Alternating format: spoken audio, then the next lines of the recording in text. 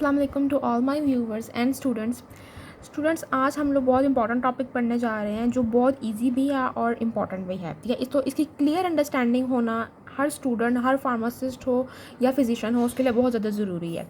तो सबसे पहले हम लोग गाउट को स्टार्ट करते हैं। उससे पहले आप लोग मेरा चैनल सब्सक्राइब कर लें ताकि आने वाली जो नेक्स्ट वीडियोज़ आ रही है मज़ीद डिजीज़ पर, उन पर कौन से ड्रग्स हम लोग उनके लिए यूज़ कर सकते हैं, आपको नोटिफिकेशन मिलती रहे। सो हम स्टार्ट करते हैं गाउट से एंड एंटी गाउट मेडिकेशन से। गाउट का वर्ड कहाँ से आया? ये गाउट का जो वर्ड है ये एक लैटिन वर्ड ग्यूटा से आया है जिसका मतलब है ड्रॉप, और इसको इन्फर इस तरह से किया जाता है जैसे poison falling in drop into the affected joint, जो कि बंद कॉज करता है फिर गाउट। यानी कि यूरिक एसिड, इस डिजीज़ में क्या होता है कि यूरिक एसिड का लेवल बहुत ज़्यादा हाई हो जाता है और यूरिक एसिड की एक्यूमुलेशन होना शुरू हो जाती है। मोनोसोडियम यूरेट की जो है ना डिपोजिशन होना शुरू हो जाती है जॉइंट्स में, कार्टिलेज में और बाज़ औक़ात किडनी में भी। ठीक है, तो उस वजह से क्या होता है कि जो है ना गाउट की इन्फ्लेमेशन हो जाती है और इन्फ्लेमेटरी कंडीशन जो है, फिर जो बॉडी का रिस्पॉन्स होता है इन्फ्लेमेशन को, इन्फ्लेमेशन जो एक बॉडी का रिस्पॉन्स ही है, डिफेंसिव रिस्पॉन्स, जैसे हम लोगों ने पढ़ा था इन्फ्लेमेशन का जब हम लोगों ने टॉपिक स्टार्ट किया था। ये उसी की सीरीज़ का एक पार्ट है। तो हम लोगों ने स्टार्ट किया था, अब हम लोगों ने एनसेट कंप्लीट कर लिए हैं। ठीक है, और अब गाउट हम पढ़ रहे हैं। तो ये जो इन्फ्लेमेशन जब होती है तो फिर पर्सन को पेन होती है, ठीक है ना, और डिफरेंट टाइप के जो है ना वो स्वेलिंग होना शुरू हो जाती है और डिफरेंट जो है ना वो मज़ीद सिम्टम्स आते हैं, वो अभी हम लोग साइन एंड सिम्टम्स में पढ़ेंगे।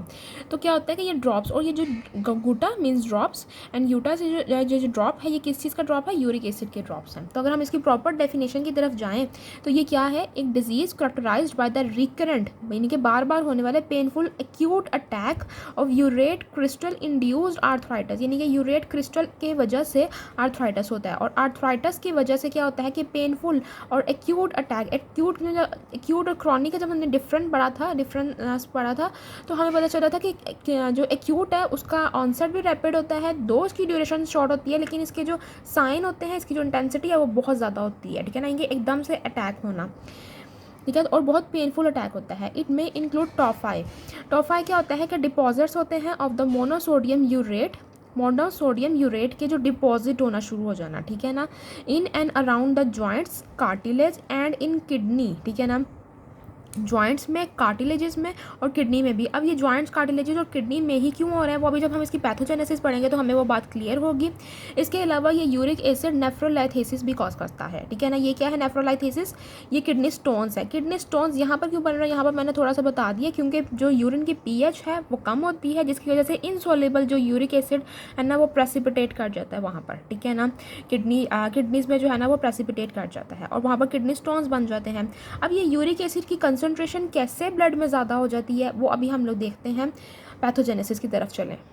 सबसे पहले ये देखने हैं कि ये जो यूरिक एसिड है ये बनता कैसे है, ठीक है ना। प्यूरिन, जो एक हम प्यूरिन एंड पायरिमिडाइन, ये डीएनए के जो है ना कह सकते हैं कि ये न्यूक्लियोटाइड्स होते हैं ना, डीएनए नए न्यूक्लियोटाइड्स को फॉर्म करते हैं। तो क्या होता है, और इससे डीएनए बनता है। अब जब डीएनए ब्रेक डाउन होता है ना, डीएनए ब्रेक डाउन कब होता है? जब सेल डेथ होती है सेल की, ठीक है ना।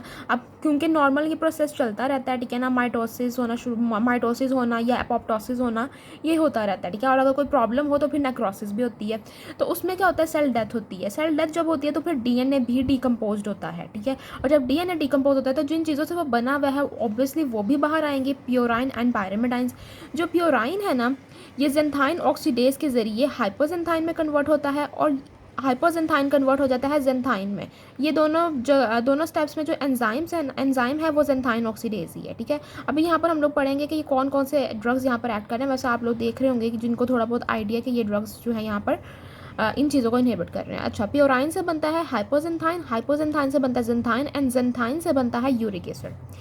ये यूरिक एसिड जो है ना डेवलप होना शुरू हो जाता है जब इसकी कंसंट्रेशन बहुत ज़्यादा हो जाती है ना, तो फिर ये डेवलप होता है जॉइंट्स में, कार्टिलेज में और किडनी में। अच्छा, जब ये जॉइंट्स में जब ये डेवलप होना शुरू हो जाता है ना, तो क्या होता है कि क्योंकि ये एक नई चीज़ है और जब हम लोगों ने पढ़ा हुआ है कि किस तरह से जो है ना इन्फ्लेमेसोम एक्टिवेट हो रहा है। इन्फ्लेमेसोम को जब मैंने आपको पढ़ाया था इन्फ्लेमेशन में, तो हम लोगों ने पढ़ा था कि वो गाउट जो है इन्फ्लेमेसोम डिटेक्ट करते हैं यूरिक एसिड को भी, ठीक है ना। अच्छा, ये जो यूरिक एसिड है ना, क्योंकि आमतौर पर तो कार्टिलेजेस में मौजूद नहीं ना होता, ये क्या कैसे कंसंट्रेट हो रहा है ये मैं अभी बताती हूँ आपको। पहले आप ये ज़रा ये स्टेप्स जो है ना वो क्लियर कर लें, फिर मैं आपको बताती हूँ कि ये क्यों जो है ना जॉइंट्स में जा रहा है, ठीक है। अच्छा, जब ये जॉइंट्स में जाता है ना, सेल का ब्रेक डाउन हुआ, ये नॉर्मल प्रोसेस है, सेल डिकम्पोज्ड हो जाता है, जैसे एपोप्टोसिस होती है इसी तरह माइटोसिस भी होती है, ठीक है ना। माइटोसिस भी एक नॉर्मल प्रोसेस है, सेल डिवाइड होते रहते हैं, पुराने सेल डेड सेल जो होते हैं वो ख़त्म हो जाते हैं, जैसे हमारी स्किन से भी जो है वो डेड सेल रिमूव हो जाते हैं, ठीक है ना, वो इन्हीं प्रोसेस के ज़रिए हो रहे होते हैं। अच्छा, जो बाजू का होता है ना, स्क्रबिंग की जाती है ताकि जो डेड सेल की लेयर है वो रिमूव हो जाए, ठीक है ना, सेल डेथ हो जाती है सेल की, ठीक है। अच्छा, यहाँ से बन गया यूरिक एसिड। अब जब यूरिक एसिड डेवलप होना शुरू होती है ना जो जॉइंट्स में और कार्टिलेजेस में, तो उसके लिए ये एक नई होती है, ठीक है ना, बॉडी के लिए ये एक नई चीज़ है। तो उसमें क्या होता है कि सबसे पहले जो आमतौर पर जो भी मीडिएटर्स में से जो भी एक्ट करते हैं, जो फर्स्ट लाइन इम्यूनिटी तो खैर हमारी होती है ना, जो हमारे फिजिकल डिफेंसिव सिस्टम होते हैं, यानी कि हमारे जो स्किन या म्यूकोजल मेम्ब्रेन, उसके बाद ये जो है ना ये फैगोसाइट्स वगैरह आ जाते हैं। उनमें सबसे पहले आमतौर पे न्यूट्रोफिल्स एक्ट करते हैं और उसके बाद macrophages and then T lymphocyte and जो है ना टी सेल्स आते हैं, फिर बी सेल्स आते हैं, जो एक जनरल प्रोसेस है बहुत ज़्यादा कंडीशंस में, लेकिन ये ज़रूरी नहीं कि हम हमेशा ही जो है यही चीज़ फॉलो हो रही हो। अच्छा, आमतौर पे वैसे यही फॉलो होता है कि न्यूट्रोफिल्स के बाद मैक्रोफेजेस एंड मैक्रोफेजेस के बाद फिर टी जो है ना टी सेल्स जो है ना वो एक्ट करना शुरू हो जाते हैं। साथ में जो इन्फ्लेमेटरी कंडीशन है तो फिर इन्फ्लेमेटरी मीडिएटर्स रिलीज होते रहते हैं, ठीक है ना। ये किस तरह से होते हैं ये अभी आप लोग देखेंगे कि इन्फ्लेमेटरी मीडिएटर्स किस तरह से रिलीज हो रहे हैं। अच्छा, ये न्यूट्रोफिल ने फैगोसाइटोस कर दिया इस यूरिक एसिड को, क्योंकि ये एक नया था।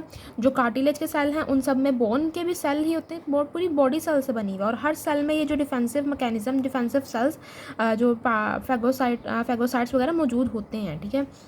बाज़-औक़ात एक्टिवेट नहीं होते हैं और बाज़-औक़ात वहाँ पर उनकी कंसंट्रेशन इतनी ज़्यादा नहीं होती है, ठीक है, इसीलिए उनकी जो ल्यूकोसाइट रिक्रूटमेंट भी की जाती है, ठीक है ना। अच्छा, यहाँ पर यूरिक एसिड को इन्होंने कर लिया फैगोसाइटोस, ठीक है ना। जब न्यूट्रोफिल्स ने फैगोसाइटोस किया तो इसके अंदर क्या था, लाइजोसोम को पता है आपको, एक ऑर्गेनेली है जिसके अंदर डाइजेस्टिव एंजाइम्स मौजूद हैं और वो डाइजेस्ट करके उसको डिग्रेड कर देते हैं, जो भी जिसको भी जो है ना सेल ने फैगोसाइटोस किया होता है। इसकी वजह से क्या होता है, ल्यूकोट्राइन्स एक्टिवेट हो जाते हैं। अब जब ये ल्यूकोट्राइन्स एक्टिवेट होते हैं ना, तो हम लोगों ने इन्फ्लेमेशन में पढ़ा था कि ये एक इन्फ्लेमेटरी मीडिएटर्स होते हैं और ये कहाँ से आए होते हैं, एराकिडोनिक एसिड पाथवे से आए होते हैं। प्रोस्टाग्लैंडिन्स की वीडियो जो मैंने आपको बताया था उसमें हम लोगों ने इसको डिटेल से पढ़ लिया था ये किस तरह से बने, ठीक है। अच्छा, ये ल्यूकोट्राइन्स बन गए, उसके बाद क्या होता है कि रिलीज़ हो जाता है लाइजोसोम का, ठीक है ना, लाइजोसोम रिलीज़ कर देते हैं, followed by the death of the phagocyte. जो फैगोसाइट है बाद में फिर उसकी डेथ हो जाती है, and the release of the hydrolytic enzyme, और हाइड्रोलाइटिक एंजाइम्स भी रिलीज़ हो जाते हैं, ठीक है ना। ल्यूकोट्राइन्स तो एक्टिवेट हो गए, ठीक है ना। साथ में क्या हुआ कि जो फैगोसाइटोस सेल है अब उसका काम ख़त्म हो गया, उसने जो डेड पार्टिकल थे वो भी रिलीज़ कर दिए, और जो हाइड्रोलाइटिक एंजाइम मैंने आपको बताया डाइजेस्टिव एंजाइम इसके अंदर मौजूद होते हैं वो भी रिलीज़ हो जाते हैं। अब बात बात ये होता है कि इन डाइजेस्टिव एंजाइम्स की वजह से जो है ना जो नॉर्मल सेल हैं वो भी इफेक्ट होते हैं, जिसकी वजह से मज़ीद जो है ना इन्फ्लेमेटरी रिस्पॉन्स जो है वो एग्जैजुरेट हो जाता है, ठीक है ना, मतलब बॉडी को ज़्यादा फील होता है, क्यों, क्योंकि उसके नॉर्मल सेल इफेक्ट हो रहे होते हैं। अच्छा, एक तो बात हुआ था यहाँ से, दूसरा जाता है ये फैगोसाइटोस। जब ये फैगोसाइटोस करता है ना तो इन्फ्लेमेसोम जो है ना डिटेक्ट कर लेते हैं और वो एक्टिवेट कर देते हैं फिर साइटोकाइंस को। साइटोकाइंस किसको, इंटरल्यूकिन बीटा को, किधर से, इन्फ्लेमेसोम से। ये इन्फ्लेमेसोम की वीडियो में हमने अच्छी तरह पढ़ लिया था, इन्फ्लेमेशन की वीडियो में सॉरी, कि इन्फ्लेमेसोम क्या चीज़ है, ठीक है ना। ये असल में क्या होता है, पैटर्न रिकॉग्नाइजेशन रिसेप्टर का एक पार्ट है। एक हमने पढ़ा था टॉल लाइक रिसेप्टर, एक हमने पढ़ा था इन्फ्लेमेसोम, ठीक है। जो टॉल लाइक रिसेप्टर थे वो भी डिटेक्ट कर रहे थे, ठीक है, बैक्टीरियल कंपोनेंट्स को, और इन्फ्लेमेसोम भी जो प्रोडक्ट्स जो थे वो डेड सेल के वो भी डिटेक्ट करते थे। इसके अलावा यूरिक एसिड और भी चीज़ें साथ डिटेक्ट कर रहे थे। जब ये फैगोसाइटोस करता है तो फिर एक्टिवेट ये डिटेक्ट करते हैं, और जब ये डिटेक्ट करते हैं इन्फ्लेमेसोम तो फिर ये एक्टिवेट करते हैं जो इनएक्टिव फॉर्म होती है ना इंटरल्यूकिन बीटा की, इनएक्टिव फॉर्म को एक्टिवेट कर देते हैं एंजाइम के ज़रिए। कैस्पेज एंजाइम था आई गेस उसका नाम, उस एंजाइम के ज़रिए इसको एक्टिवेट करते हैं। जब ये एक्टिवेट हो जाता है फिर इंटरल्यूकिन जब एक्टिवेट हो जाते हैं तो फिर आपको पता है कि वो सारा वो पाथवे जो है इन्फ्लेमेशन का वो होना शुरू हो जाता है। इंटरल्यूकिन एक्टिवेट हो जाता है फिर ल्यूकोसाइड रिक्रूटमेंट स्टार्ट हो जाती है, ठीक है ना, एडहीजन एंड द रिक्रूटमेंट। तो ल्यूकोसाइड जब आएंगे तो फिर ल्यूकोसाइड्स हैं वो तो आप कह सकते हैं कि मैं जो एक तरह के आर्मी का बहुत एक हायर रैंक होता है, ठीक है ना। अच्छा, ये मैंने आपको बताया कि ये प्यूरिन से किस तरह से ब्रेकडाउन स्टार्ट होता है और किस तरह से इन्फ्लेमेशन होती है। I hope it is clear to you now. अच्छा, मैंने आपको बताया कि ये बाज़ औक़ात क्या होता है कि जो सेल है ना डेथ होती है और इस वजह से यूरिक एसिड का लेवल हाई होता है, ठीक है, जब सेल डेथ होती है। लेकिन ये एक नॉर्मल प्रोसेस है, ये कब ज़्यादा एग्जैजुरेट हो जाता है, ठीक है ना। अब मैंने आपको बताया कि ये सेल डेथ का जो प्रोसेस है वो एक नॉर्मल प्रोसेस है। तो फिर नॉर्मल प्रोसेस है, फिर गाउट क्यों हो रहा है? बात ये होती है कि बाज़ औक़ात पर्सन जो है वो डाइट में बहुत ज़्यादा जो है ना वो यूरिक एसिड के कंटेनिंग फूड ले रहा होता है, जैसे red meat, oily fish, alcohol, beans. अच्छा, इसको बाज़ औक़ात कहा जाता है कि ये जो रिच पीपल हैं उनमें बहुत ज़्यादा होता है, क्योंकि उनका जो ईटिंग हैबिट्स है वो बहुत ज़्यादा डिफरेंट होती है as compared to the poor people. Junk food, fast food उनमें बहुत ज़्यादा कॉमन होता है। जो इम्बैलेंस होता है बिटवीन द माइटोसिस और जो सेल डेथ, उसकी वजह से क्या हो जाता है कि सेल डेथ का रेट जो है वो ज़्यादा हो रहा होता है, ठीक है ना, एजिंग पर्सन में। या कुछ एग्रीवेटिंग फैक्टर्स होते हैं, वो भी हम लोग देखेंगे जब हम लोग प्राइमरी कॉजेज़ में। अभी जस्ट आपके जहन में इसकी पैथोजेनेसिस क्लियर कर रही हूँ कि किस तरह से ये बन रहा है, ठीक है ना, क्यों ये बॉडी में ज़्यादा हो रहा है। इसके अलावा कुछ डिजीज़ के फैक्टर हैं, कुछ ड्रग्स ऐसी ली जा रही होती हैं। एक नॉर्मल पेशेंट की निस्बत एक एल्डर जो है वो ज़्यादा ड्रग्स ले रहा होता है। बाज़ औक़ात नॉर्मल भी लेते हैं कि उनको डिफरेंट डिजीज़ अगर उनको हो, वरना एल्डर्स होते हैं उनमें ज़्यादा ये होता है कॉमन प्रैक्टिस कि वो ड्रग्स ज़्यादा ले रहे होते हैं। तो ड्रग्स की वजह से भी जो है इसका लेवल जो है वो बहुत ज़्यादा हो जाता है यूरिक एसिड का। कुछ नॉर्मली जो है वो सेल डेथ हो रही होती है, कुछ उनका फूड ऐसा होता है।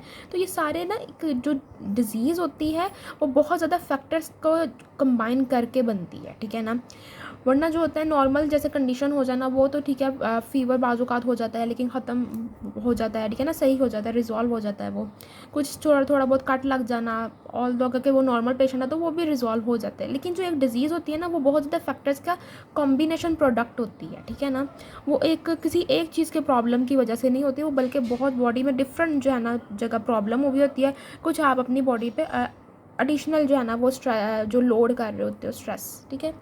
अच्छा, जब इस सब की वजह से यूरिक एसिड का जो लेवल है वो एक्सीड हो जाता है मोर देन 7 मिलीग्राम पर DL, तो body fluid like the synovial fluid, उनमें यूरिक एसिड जो है वो बहुत ज़्यादा सैचुरेट होना शुरू हो जाता है और प्रेसिपिटेट कर जाता है और फॉर्म करता है यूरेट क्रिस्टल, जिसकी वजह से गाउटी आर्थराइटिस होता है। लोकेशन क्या है? Finger, twos, knees and elbow. क्यों? क्योंकि यहाँ पर जो साइनोवियल फ्लूइड है उसका टेम्परेचर कम होता है, ठीक है ना। साइनोवियल फ्लूइड का टेम्परेचर बाकी बॉडी टेम्परेचर से कम होता है, जिसकी वजह से यहाँ पर जो है ना यूरेट क्रिस्टल जो है वो प्रेसिपिटेट फॉर्म कर लेता है। जैसे किडनी के बारे में हमने देखा कि जो pH है यूरिन की वो लो होती है, ठीक है, जिसकी वजह से वहाँ पर जो इनसॉल्युबल यूरिक एसिड है वो प्रेसिपिटेट कर जाता है। इसी तरह साइनोवियल फ्लूइड में क्या होता है कि उसकी जो टेम्परेचर है वो लो होता है as compared to the overall body fluid temperature, ठीक है ना। सो यहाँ पर क्या होता है कि जो यूरेट क्रिस्टल हैं वो डिज़ोल्व नहीं होते, ठीक है। अब यहाँ पर कुछ एक तो ये है, इसके पीछे एक रीज़न है जिसकी वजह से क्या कहा जाता है कि ये पाँव में या टोज़, नीज़ वगैरह में ज़्यादा होता है। इसके अलावा कुछ सजेशंस ये भी हैं कि जो बॉडी के जो मूवमेंट में क्या होता है कि जो बॉडी के अंदर जो फ्लूइड मूव कर रहा होता है या जो पार्टिकल्स मूव कर रहे होते हैं वो ज़्यादातर क्या होता है उन्होंने ग्रेविटी के तरफ मूव करना होता है, ठीक है ना। यानी वो हमारे लेग्स में जाते हैं, ठीक है ना, फीट में जाएंगे, तो उस वजह से क्या होता है कि वहाँ पर जब टेम्परेचर कम होता है, ठीक है, तो वो वहाँ पर ही जो है ना वो प्रेसिपिटेट हो जाते हैं, ठीक है ना। कुछ लोग ग्रेविटी को भी जो है वो इससे रिलेट करते हैं, ठीक है ना। दोनों बातें एक ही हैं कि वो ग्रेविटी के नीचे, ग्रेविटी से के ज़रिए नीचे जाएगा, ठीक है ना। जैसे हमारा ब्लड फ्लो जाता है हमारे पाँव में, हमारे टोस में जाता है, तो वहाँ पर क्या होता है जब उनको मिलेगा लो टेम्परेचर फ्लूइड मिलेगा तो वहाँ पर प्रेसिपिटेट हो जाएंगे, ठीक है ना। बात वही आ जाती है ऑलमोस्ट।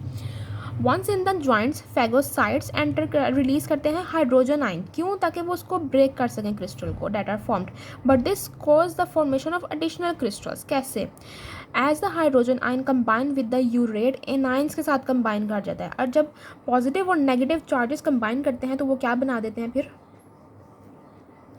वो बना देते हैं अनआयनाइज्ड क्रिस्टल। अनआयनाइज्ड क्रिस्टल मज़ीद लेस सॉल्युबल है, ठीक है।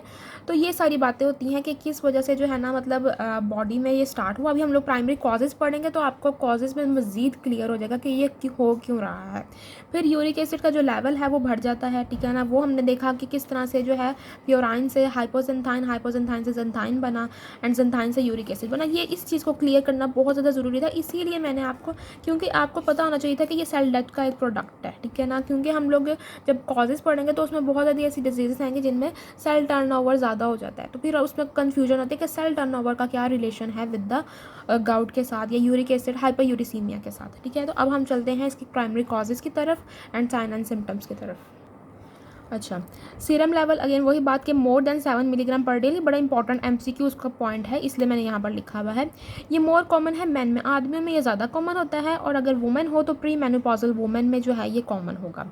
इसके अलावा जो डिजीज़ हैं जो इसको मज़ीद बढ़ा देती हैं या इसको बूस्ट देती हैं, ठीक है ना, वो कौन कौन सी, मैंने आपको बताया कि ये कंडीशंस कोई ऐसी नहीं है कि कोई थोड़ा सा आप लोगों ने चिकन खा लिया या बीन्स ज़्यादा ले लिए, चिकन कह रही हूँ, रेड मीट ज़्यादा ले लिया या बीन्स ले लिए तो पर्सन को गाउट हो जाएगा, ऐसा नहीं होता। बहुत ज़्यादा फैक्टर्स होते हैं, या कॉन्टीन्यूसली जो है वो पर्सन की डाइट बहुत ख़राब होती है और उसका एक्सरसाइज जो है वो बहुत कम होती है, ठीक है। फिजिकल एक्सरसाइज बहुत इंपॉर्टेंट होती है इन सब हर बीमारी के को प्रिवेंट करने के लिए, जैसे ओबेसिटी आ जाती है, ठीक है ना, इन सब के लिए भी है वैसे। लेकिन ये अगर किसी पर्सन को हो गए ये डिजीज़ तो फिर उनको चांसेस हैं कि ये गाउट भी हो सकता है, ठीक है।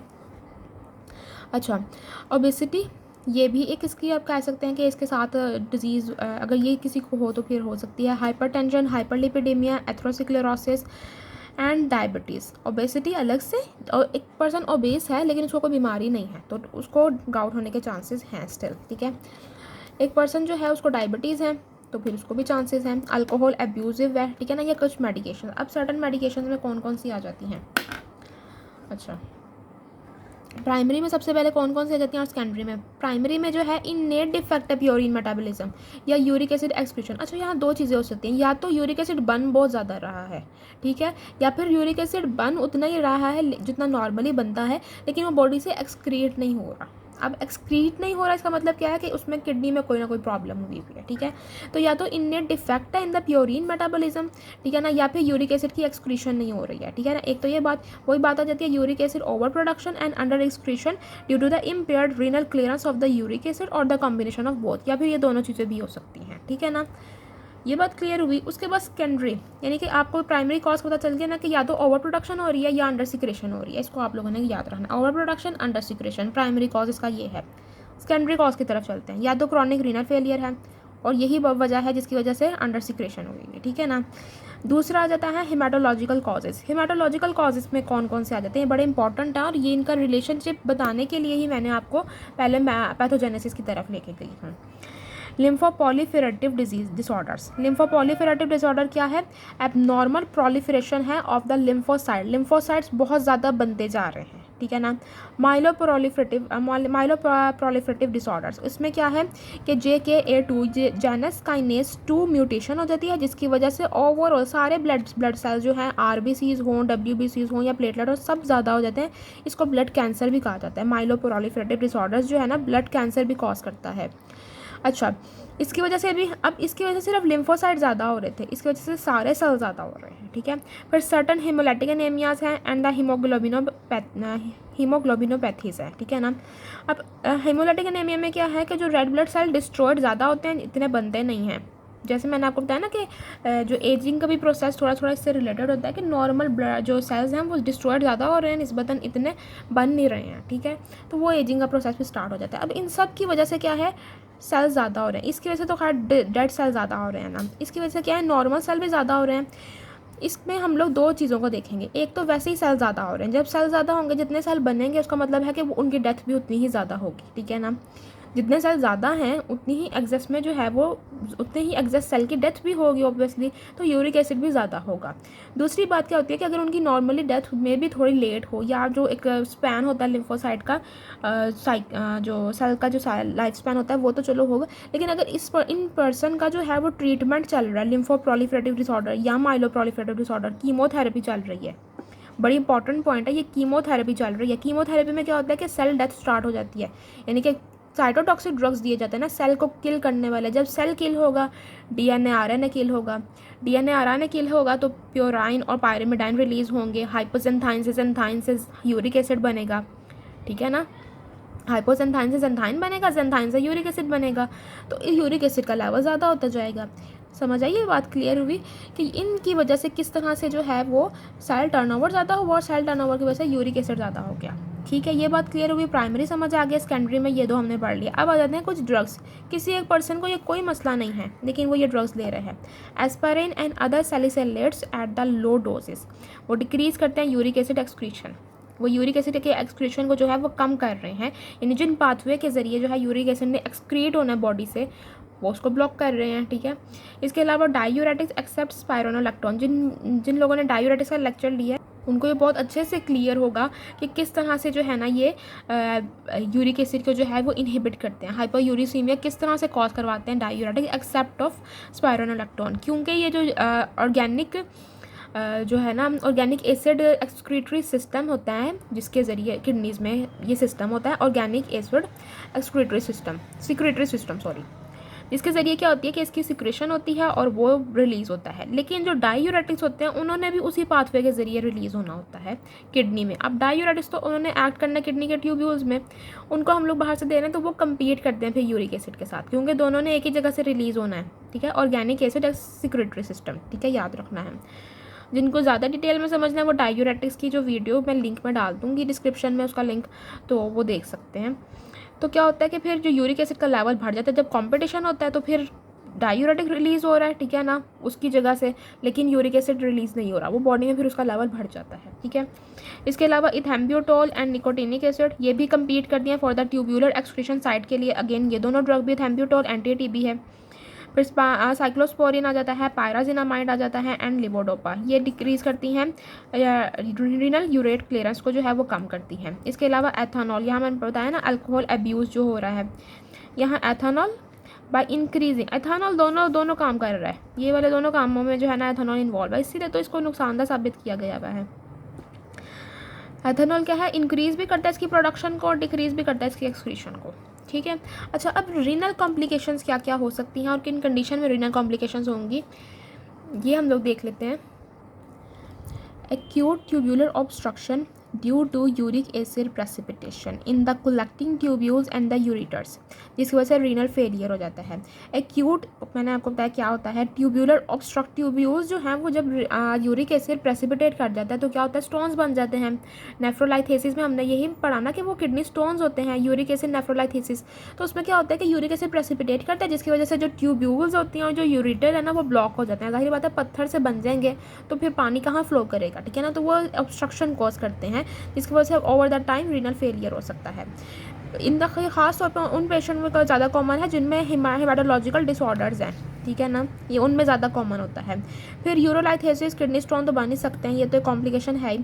फिर क्रॉनिक यूरेट नेफ्रोपैथी हो जाती है, आहिस्ता आहिस्ता यूरिक एसिड जो है ना वो डिपॉजिट होना शुरू हो जाता है इन द रीनल इंटरस्टिशियम में, ठीक है ना, जिसकी वजह से आहिस्ता आहिस्ता, क्रॉनिक हमेशा और स्लोली विद द टाइम जो है ना वो प्रोग्रेस करता है। अच्छा, ये ज़्यादा कॉमन है उन लोगों में जिनको डायबिटीज़ मेलाइटस है या हाइपरटेंशन है, ये उनमें ज़्यादा कॉमन है, ठीक है ना। ये बात क्लियर हुई कि ये जो एक्यूट ट्यूबुलर ऑब्स्ट्रक्शन है ये हेमाटोलॉजिकल डिसऑर्डर जिनका उनमें कॉमन है, क्रॉनिक जो है उनमें ज़्यादा कॉमन है जिनको जो है डायबिटीज़ मेलाइटस और हाइपरटेंशन है। साइन एंड सिम्टम्स क्या होते हैं इसके? अच्छा, साइन एंड सिम्टम्स क्या होते हैं कि एक तो जब मोनोसोडियम यूरेट क्रिस्टल डिपॉजिट होते हैं द साइनोमियम फ्लूइड में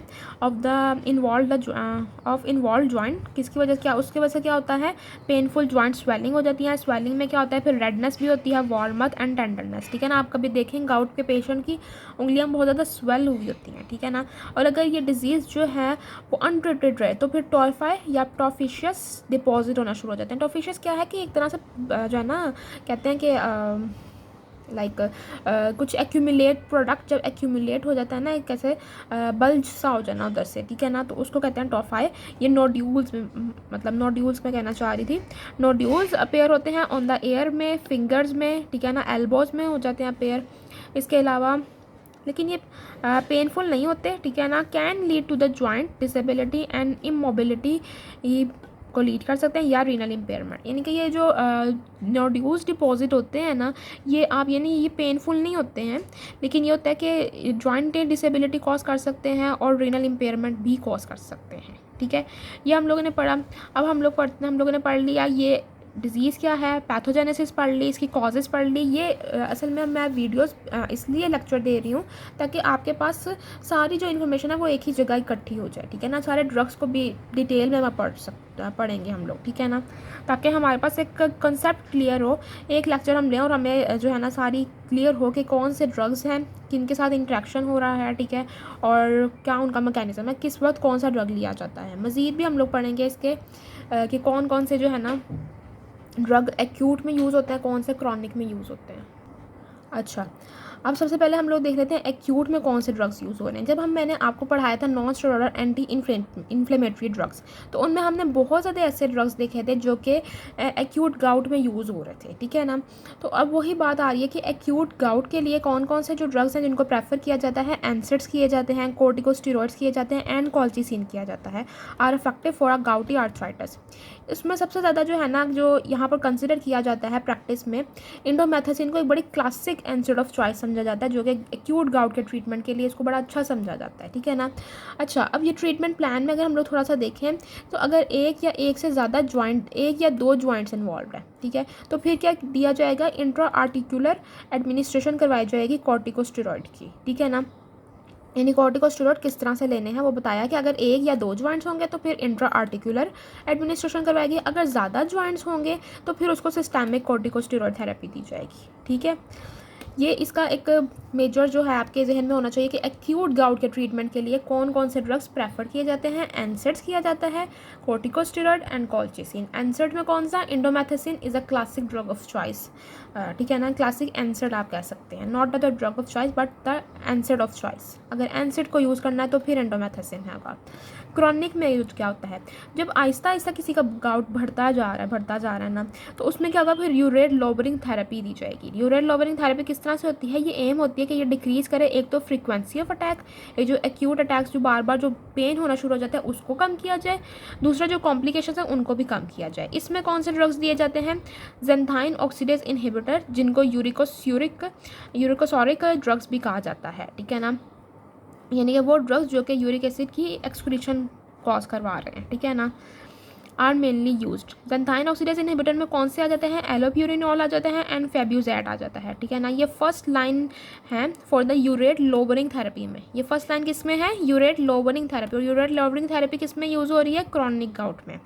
अच्छा, यहाँ पर कहा जाता है एनसेड्स भी जो है या फिर लो डोज कॉल्चिसिन या कॉर्टिकोस्टेरॉइड भी ऐड किया जाए with the xanthine oxidase inhibitor के साथ, और कंटिन्यू रखा जाए कम से कम 6 माह तक, so that the rapid lowering of the serum uric acid due to the xanthine oxidase inhibitor does not precipitate the acute gouty attack. ये बहुत इंपॉर्टेंट पॉइंट है MCQs पॉइंट ऑफ व्यू से, और प्रैक्टिस में बहुत ज़्यादा इंपॉर्टेंट। आपको ये अगर पॉइंट्स आते हो तो आप की वर्ड्स जो है एज अ फार्मासिस्ट या फिजिशियन बहुत बढ़ जाती है, ठीक है।